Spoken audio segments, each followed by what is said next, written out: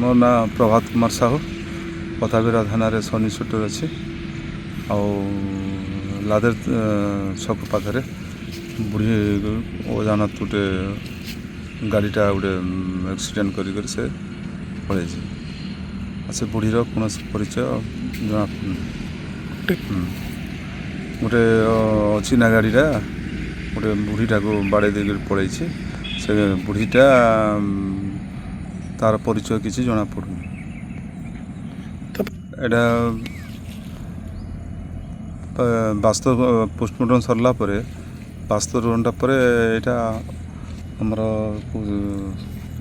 ସଂକଳ୍ପ ପରିବାର ସାହାଯ୍ୟରେ କାମ କରାଗଲା, ଉପସତ୍କାର କରାଗଲା।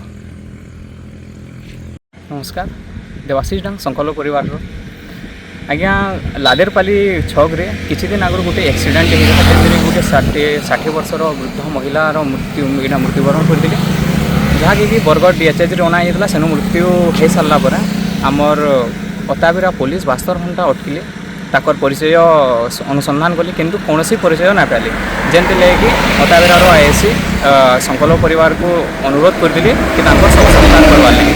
परवर्ती समय आम संकल्प परिवार शव के आनिक पिपलमुंडा स्वर्गद्वार में शव को सम्मान देकर आम शव सत्कार कलु आउ